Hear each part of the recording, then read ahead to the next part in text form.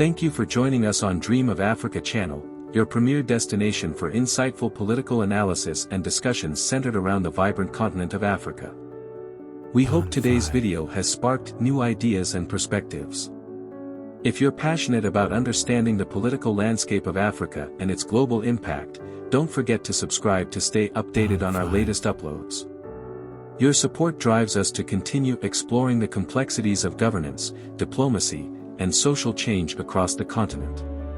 Today's video we will be focusing on M23, the advancement on the battlefield and all territories they have captured. Stay tuned as we give new updates. All what they was saying about M23 losing on battlefield, it's a completely lies. The M23 has changed and improved its military tactics and strategies on the battleground. After capturing the area called Kanyabayonga, the M23 has done so many good things to the people, give medical support for those who's in need, providing enough security, make sure that all people live and work in a peaceful environment. But beyond that, the M23 has done something even the government of Congo failed to do in 30 years for its people. M23 has provided electricity to the people and all projects now are working.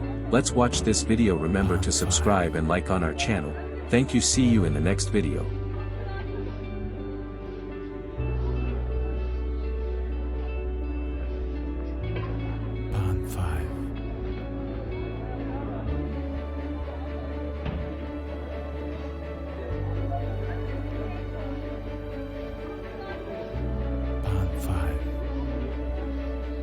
Bila amani, maendeleo bila amani inawezekana. Maendeleo bila amani inawezekana. Amani ndio ya kwanza, alafu maendeleo yanakuja baadaye. Sasa nilikuwa nawaomba ndugu zangu, nilikuwa naomba kitu kimoja saa hii, na naomba tukubaliane, ni kwa ajili ya security yetu sisi wote, ni kwa ajili ya kuendelea kuwa ndani ya ukimya sisi wote. Nilikuwa naomba niulize, kwa sababu inabidi tuendelee mbele, lakini kusudi tuendelee mbele inatubidi mchango ya sisi wote, haiko vile? Sasa natawaomba ndugu zangu, maze mbashimire kuba mwakoze igitekerezo cyiza, topic nziza nk'iyi, ndetse mukaracana tarame ibyiza bya FC. Ni topic nziza cyane, nibaza ko interesting rwose, ushobora kuza wese umuntu wese karagenda avuga igitekerezo cye kuko kivuze, ariko turabanza tubishire mu bice byose kuri ibyahe mu buryo bwose bwo kwiteza imbere kw'igihugu, kw'akarere. Icambere keza kibanza ni security de base y'abantu bose. Kwanza abantu bakaba bafite umutekano, icyo gihe iyo umuntu yishira akizana adahohoterwa, agenda ava mu bintu byiwe uko yumva ashaka, ukora business, uragira inka yiwe, worora inkoko ye, uri buzinduka akava mu gace kamwe aja mu kandi, wowe wese adashobora kubahohoterwa. Ibyo niryo terambere rya mbere rya base buri muntu wese abakeneye. Kuvuga ngo ukaryama ugasinzira, abana iyo bari bahe bakina nta bwoba, abagiye ku ishuri nta bwoba ufite, mwebwe mwenyine mu ijoro mukaryama. Icyambere cyiza AFC ibanza gukora mu karere kayo nuko ibanza igasekiriza abaturage n'ibintu byabo. Nukuvuga ngo kuva muri eneo zose aho AFC yafashe, niyo hantu hafite umutekano mwiza kurenzaho leta guverinoma ya Kongo ifite. Nta muturage unyanyaswa, nta muturage wakwa telefone ngo nuko afite touch. Muzagende mukurikire neza ibiganiro byagiye bitanga hariya hose AFC yafashe bahe bakoresha ama meeting y'abaturage. Bavuze yuko umuntu utari warayambuwe telefoni ya touch yo kugira ngo ukoreshe kuri WhatsApp, abazifite batazambuwe bari barazihanze, yuko nta wari ukiyigendana mu ibarabara ntibyakundaga. Kwari uguhura n'umusirikari akayikwambura, iyo ngiyi kabiragiye. Si ico gusa, bagukuragaho ihene yawe, bakagukuraho inka zari zarashize, bakagukuraho buri kantu kose, kugeza nubwo abasirikari baza bakaza bakura umugabo mu nzu ye bakaryamanira n'umugore wiwe imbere y'umugabo we n'abana. Ni ukuvuga ngo uturere twose turiya turimo bari abasirikari ba leta, abaturage barahahamutse, abaturage ntawe ugitunze ikintu ce, ntawe ukigira amafaranga, ni ibitoro, ni ukugenda imetero 500 hakaba hari bariyere. Murabizi yuko hari abasoda ba leta, hariho wazalendo ibyiciro 1000. Ni ukuvuga ngo buri wese ufite batayo, ufite brigade w'umuwazalendo wese azagira abasoda 10 akiyita colonel, akabashizeho bariyeri imbere ya defense ye. Aho hose abaturage baraharenganiye, nta muntu ugitunza akantu, nta muntu ukigira urufaranga. N'abacukura azarubaya hariya, ni ukuvuga bacukuraga abasirikare bazalendo babahagaze iruhande, nimba ari icabonye bagabaniraho. Aho FC yamaze kugenda igera muri utwo turere twose, icyambere nkirimo n'ico umutekano, abaturage barahumetse, baranezerwa, barasinzira. Icyakabiri, buri muntu wese karagenda gacuruza ari inzoga. Ni ukuvuga ngo bari barahomza, abasoda barazaga n'abazalendo bakanywa bakagenda, ntibanishure, ntibagire n'ingaruka. Ubu nyine umusoda, nimba ari umusoda wa FC karaza, nimba anywa icupa ryiwe agasiga gishuye akagenda. Abaturage baguwe neza, ubu nyine nibwo bahe bahumeka. Abaturage barazinduka, nta mabariyeri ahari. Abaturage baratarama bakaja, mwarabibonye ubushize muri Bunagana, abantu bari muri boîte de nuit kugeza muri saa 8 z'ijoro. Abantu bahe baririmba, barifirima, bahe baririmba umunezero, bari muri ambiance irenze urugero. Ni ukuvuga ngo icyambere, abaturage kwanza imitima yabo yaguwe neza, bafite umutekano. Icyakabiri nuko biyumvamo ubuyobozi bubegereye, ubuyobozi butabatera ubwoba. Mu nzego ntoya bagiye bashinga, n'inzego zitagira ico ziteroriza abaturage. Bo ba polisi bagenze, murabona ko bunyine bakoze polisi, ni polisi zirebera abaturage ariko zidafunga umuntu keka umuntu wagize ikosa rifatika rigomba gutuma agomba kubihanirwa. Ariko nta muntu upfa gufungirwa ngo kubera kuko ashobora kuba hacuruza byeri ziwe bazinywe n'amara kuzinywa navuga bamutware. Mwabonye umwana w'umukobwa ejo bundi, umugabo ejo bundi umusoda yaje ashaka kujana akana k'agakobwa ke, wa mugabo ngo yitanga umwana wiwe, wa musirikare afata imbunda aramurasa. Izo ni yenewo za leta. Ni ukuvuga ngo ku kintu c'umutekano aho bageze hose barasekirije. Aho iriya Rubaya muhaye mwumva nta musoda ugirimo, mwumvise declaration za Nanga, nta musoda ugomba kwishora mu bintu by'ubucuruzi, nta ugomba kuja mu bintu za politike, bakora ikintu gusa c'umutekano. Abaturage d'abord kuri iyo part honyine baratuje, abantu baguwe neza. Icyakabiri ni kibazo cha education. Mwarabibonye ejo bundi ibizame bihe bitaho.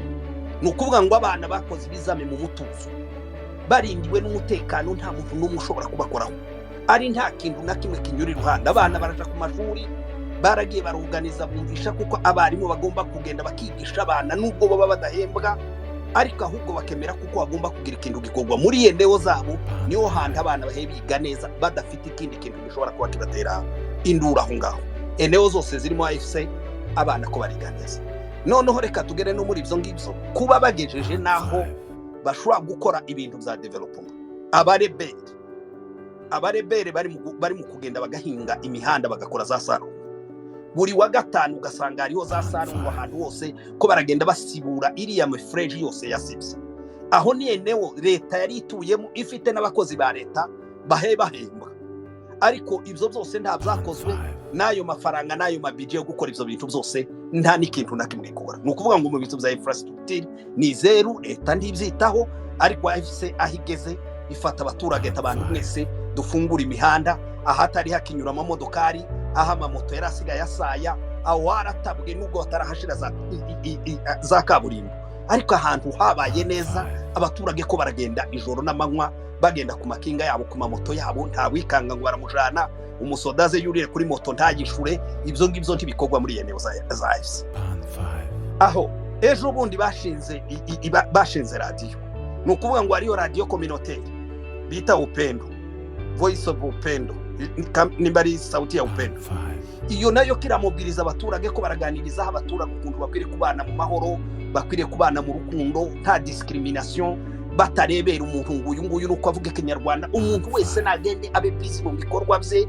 Iyo nayo radio communautaire irahari. Ico ni ikintu gihe gikorwa n'abarebere, mu gihe andi maradio ari muri eneo zirimo leta yirirwa ari rutwitsi, zirirwa zituka, zirirwa zivuga nabi, u Rwanda zirirwa zivuga yuko ari RDF, zirirwa zivuga ko abanyarwanda bambutse, ibinyoma gusa bijya leta igenda ibabwira akaba ari byo bagenda basoma. Aho ngaho hariho radio ihaye igenda ishiriraho abaturage imizike, ibaganira amakuru yo muri quartier, ibwira abantu gukundana, ibwira abantu yuko buri muntu wese nta ugomba gukora ku wundi, ibintu byiza ubona yuko harimo ikintu giye gitanga umusaruro mu karere abo bantu bategetse. Noneho reka tugere ko ku kintu cyo kugezaho bashobora gutanga amashanyarazi ku baturage. Kiriya kintu kiri beyond ubundi ibintu bya rebellion, ariko igituma baheba bikora gutyo nuko bahasanze ama organisation yari yaramaze gusinya amakontra yabo yuko bagomba gukora ibyo bagomba gukora hariya. Ubundi za MSF ko zirakora, za CSR ko zirakora, n'ayandi ma organisation y'abashinwa n'ubundi yagomba gukora ibintu byinshi hariya ari byo by'umuriro, barayasekirije noneho hakora neza. Tekereza ngo umujyi uno munsi utaruheruka imyaka n'imyaka kuva igihe kirimo muri yarari zabonagana nta muriro wahabaga, ariko uno munsi ngo ko barasa umuriro muri yenewo, kandi saho ngaho gusa nukuvuga ngo bafite projet y'uko uwo muriro ugomba kugenda ukagera no mu zindi yenewo ibo bonyine bategetse kandi abaturage bose bakagubwa neza. Nukuvuga ngo AFC na mahoro ni icyizere cy'abakongomani. Twebwe turi kuri abantu bo muri Sud Kivu, twirwaneho iri kuri. Yego nubwo yavuze yuko idafatikanyije nabo, ariko nabo sintekereza kuko badashobora kwemera ku beneficia ibyiza nk'ibyo abakongomani bandi bakora. Gusa igihari njewe nubwo ya AFC nuko AFC idahaye ikomeza ngo yadvasinde igenda irebere n'ayandi mayinewo abantu bapfuye. Buri ibona iriya mihana yose ubona abasirikari bakanditsemo hirya ya za Minova muri za Kalehe, iriya hirya za Warikale, uya ruhande utambutse za Kanyabayonga werekeza muri Rubero, ariho enewo cyane cyane kugeza ahangaha muri Sagoma, abaturage barasufri, barimo basufrire mu buryo budasanzwe yuko nta mutekano. Murabizi Goma tibarara batarasha abantu, tibarara batamenya imiryango, tibarara batamenya amaduka, amamotaribwa, amamodokari bararasa, ibintu byose nakavuyo gusa nukuvuga ngo ni igisirikari gisa naho cyapfushije ubutegetsi, noneho cy'umusirikari wenyine agenda akiyobora uko yumva ashaka. Ubundi igisirikari ni gipolisi ni service commande igendera ku itegeko. Hariya nta ugikomandinga umwe arabyuka mu gitondo akigendera uko yumva ashaka. Biyo bavuye noneho ku rugamba banakubiswe nuko bagenda bahitana ico babonye. Mwarababonye abasirikari bafite inkoko ku mikandara, bafite buri kintu cyose, abandi bikoreye amahene. Ibyo nibyo biri mu mitwe yabo, ibintu gusa byo kunyanyasa abaturage, mu gihe AFC iyo ibanze gafata umutekano w'abaturage bakubahiriza, niyo bari aho ngaho ntibaye bari mu mihana gusa. Usanga aho ngaho muri ville ko barajagatanka kuri, usanga zakatanyama na bazalendo ibo baye baririya muri zambushi, abandi bari mu bwene ubwabo aho bashinze uduhema twabo, ibintu biri professionnel ureba ukavuga ati kini gisoda gisa neza. Hariho NG imwe yavyanditse iravuga ngo enewo zirimo M23 ngo zifite umutekano mwinshi inshuro ngo nishi kurenza enewo zirimo leta. Rero AFC njewe mbona ari cyo cyizere cyane. AFC ahubwo ntihaguruke iribarating n'ayandi mayenewo. Natwe Sud Kivu turayishaka, ibuvira abantu ntibatembera, izi zakamanyura no kugenda uhe wikandagira. Abantu bose imitima irahagaze, nibahaguruke bari barating abantu kugira ngo abantu imitima yakikire. Naho ubundi hariya nico cyizere cyacu. Aho niho dutegerereje, aho ngaho niho tuzobonera amahoro, aho ngaho niho umuntu wese azuza yiyumva yuko ari mu gihugu.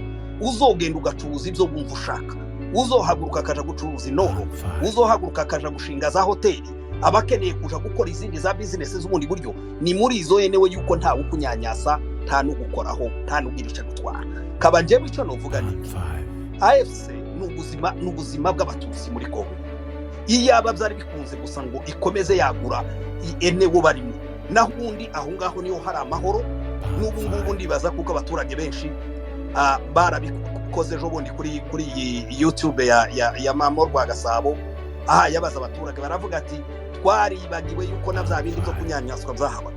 Ubu nyine umuntu asigaye agenda karari iyo ngiyo, n'utashe saa 8 z'ijoro avuye mu nzoga agahura n'abari muri patrouille bakamuyobora bakamujana bakamugeza iwiwe. Nta muntu ukoze ngiyo ya igice cari gikwiriye gukorwa. Izo nizo zari inshingano za leta, nizo zari inshingano za guverinoma, ariko iyo guverinoma ntayibikora. Iyo guverinoma ni promoting bari abazalendo, ikazi kabita bayero, ikita yuko ari abantu b'intwari bahagarariye igihugu ngo gutuma kitarafatwa bigatuma abazalendo bagenda bakirara ibitangaza bikaba. Rero leta nta leta ihari, nta leta dufite leta y'abajura y'ababirokrate iri hariya gusa bicaye mu maofise bagabana amafaranga gusa yose ya budget leta yagiye igakora kuva leta zabaho. Iyi leta ya Kisekedi niyo ibaye leta ya mbere ikoza amabije y'amafaranga arenze urugero inshuro 2-3 ku yandi leta yose yabaye.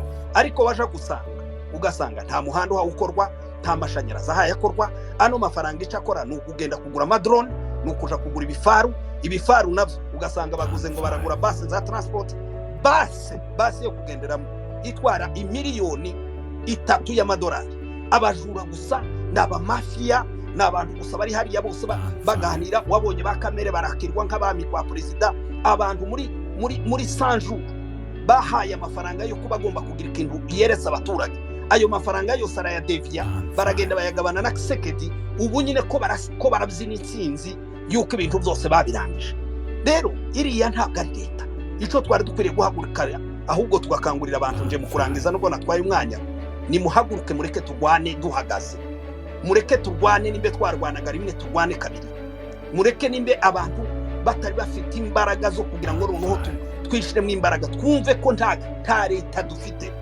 Ko murabona aho bahe bafata AFC mwarabibonye Rubaye, abana bose ku bana b'abakobwa aho bakoreye defi, nta mwana w'umukobwa mu babarere bari bampamagaye wazi usubira mu rugo ngaje gutora ikindi gitenge, yaza ahita yurira akamya kagenda. Kuriya ni ukurambirwa ubutegetsi bwari buri hari, abasirikari babarepinga imbere abana b'abakobwa imbere y'abase n'abanyine.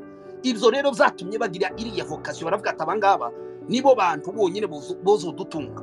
Abana baruriye amamodokari abamakeya kugeza none no kuvuga ngo training zimaze kuba zine.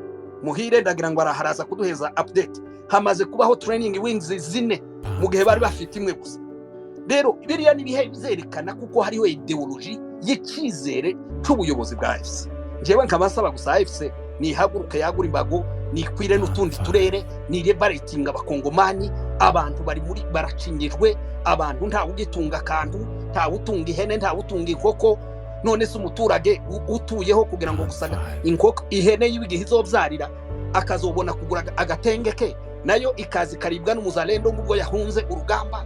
Iyo ngiyo nta leta dufite, n'aba mafia n'abantu gusa bajura ko barisahurira gusa ngo babone yuko manda zirangiye babe babaye ba millionaire. Hari umuntu watubwiye ejo bundi nembare Espoir aratubwira ngo ikintu kimwe gusa mu byo Kisekedi yavuze atakoze, ngo ni ikintu yavuze yuko naje ku ngoma abantu azabagira ba millionaire.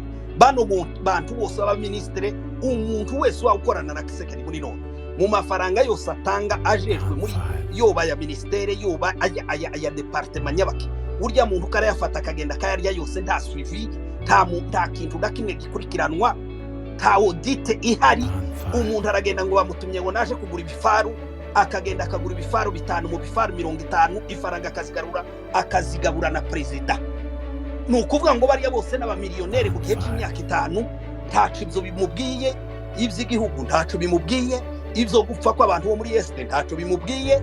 Iciza gusa nuko agenda gusaga hazi gifuce, mwarabibonye ibyo bikorera. Rero ico twavuga AFC ni haguruke nitera imbere, natwe nituyifate mu mugo, mureke duhaguruke tuyivugire, nizishinga inzego ahantu hose, bareke kugira ubwoba. Natwe turino abantu bayiserukire bayivugire, bashinga inzego zose bazozagenda bashinge bamenye ngo nimba ntuye muri Canada ifite province 9 ikagira n'amateritware 3, bagende bashinga umuntu muri teritware tuyiserukire tuyivugire. Muri etazi na maeta 50 na bayiserukire tuyivugire. Nico cizere cyacu, nta muzungu, nta munyamerika, nta murusiya, nta mushinwa uzodukura hiriya inkota tuzoyikuraho. Nitudahaguruka mwabagabo mwe ngo tuvuge duhaguruke, abakira abasore bahaguruke, mufate imbunda mwikoreza amashini gani, tugende tuje ku rugamba twagure AFC ifate zayi. Turi abahema barashize, abahema bari mu kubarunda mu mwobo babona abantu 8 bagafurira. Leta iyo leta ntiyamagane na simple declaration y'u Rwanda tibarikore. Abantu bose bapfuye bari abantu bacu bose mubona bapfa ku munsi igitondo n'umugoroba. Leta nta jambo nari mwivuga, iragenda ikiyicarira hari ikicecekera ngo n'intwari zabo z'abazarenda. Bari abantu b'abalendu bari hari abamaza abahema ejo bundi Jean Pierre yaragiye iriya ngashike yamabwira ngo nibo cizere cyabo bagomba guhaguruka bakagenda nabo bakaje kurwana M23. Nukuvuga ngo ntaco bitayeho icitwa abaturage gupfa, ntaco bibabwiye na siritiyo hapfuye mu Rwandofone ico giyo n'umwanzi w'umwanzi yapfuye ntaco bibabwiye. Nico gituma ubona abageriyadi bagenda bagahambwa. Umuntu w'umugabo murebe ukuntu ibiro yari afite, agomba ko yari afite nk'ibiro nk'ijana, ariko ubu nyine avuyemo afite munsi y'ibiro nka 40. Umuntu utararangiza amezi 5 muri prison. Abantu ko batortire, abantu ko baragwa muri za demiyapu, mwarababonye ibintu biriya ni igihugu kiriya narashike. Ni ko ubuyobozi nta buyobozi buhari, nta leta ihari, niyo gusahura gusa. None si yo ni leta nyabaki. Nimuhaguruka ahubwo tuyirwanye n'imbaraga zose. Ejo bundi narabivuza abantu bamwe baranyamagana ngo njewe ko nda promoting intambara, ntabwo kariya karere tuzogasekiriza mu magambo, tuzokasekiriza ku mututu. Abantu nibahaguruke tugira imitutu, abantu yose tuyijore kuri leta, turwane, buri muntu wese akuremo ishati dusigarana amasengere, turwane tuvuye inyuma, twirukankiriya misozi yose tuyishingemo amahema y'amahoro yo kurinda abaturage n'ibintu byabo. Abagabo bakunde baragira inka zabo bakama amata, ko muragira ngo turiya tubido bari kutwandika ari amata, iyo badahaguruka ngo bafate turiya turere, izo nka sizo zazindi zose zamazwe n'abanyatura. Rero mwabagabo mwe, ubugabo burihabwa niko abarundi bavuze, kandi ngo aho kubimbwa ahubwo ngo upfa kubimva. Nimureke dupfe, ariko dupfe duhe twibohora, dupfe duhe twikura iriya ntwaro y'agacinyizo yitwa leta yari kwiriye kuba biriya byose yarabikoze. Ariko iyo leta ntabwo yafashe inshingano zayo. Nimba itarafashe inshingano rero, twebwe tugomba gufata uwo mwanya wo kugira ngo turinde abaturage bacu n'ibintu byabo. Ibyo ngibyo kandi tuzorinda umuturage wese, twebwe mu karere kacu, tutamurebera kwizuru ngo uyu n'umundande, uyu n'umubembe, uyu n'umupurero. Yuko ibyo nibyo bizotuma tubana mu buryo bwo kubana mu buryo bwa cohabitation pacifique. Ariko tuzobana n'abarako twabanje kubashiraho umututu, twabarushije imbaraga, twakuyeho biriya byose by'agacinyizo, buriya bujura twabukuyeho. Abazalendo tuzobatreninga, uwanze tuzomurase, ushaka agenda azosanga iyo leta tuyirukana. Nta leta dufite. Muri make AFC ni ikizere cyacu. AFC ahubwo nihaguruke nireke kumagutinda hariya, yaratinze cyane. Ubu yari kwiri kuba yarafashe zagoma za Bukavu, ubu duhe duplaninga kuzoja za Kalemi, duhe tugenda za Kindu. Ubu nyine tube twamaze kubohora abahema nabo, ubu nyine inkoti bavuye hejuru, duhe twerekeza za Kisangani kugira ngo tuje gukura. Ubu nyine bateranyije amoko Kisangani niyo province itaragira ibibazo. Ubu nyine bari mu gutemagurana, abantu barashize. Ivyo byose bikeneye yuko habaho liberation y'ikiyahise, kandi ntabandi bazabikora. Ni gwe gura hangaha ni jewe.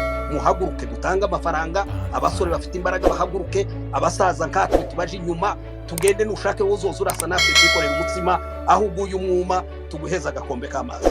Rero murakoze bavandimwe, hasigaye dukomeze tuganira.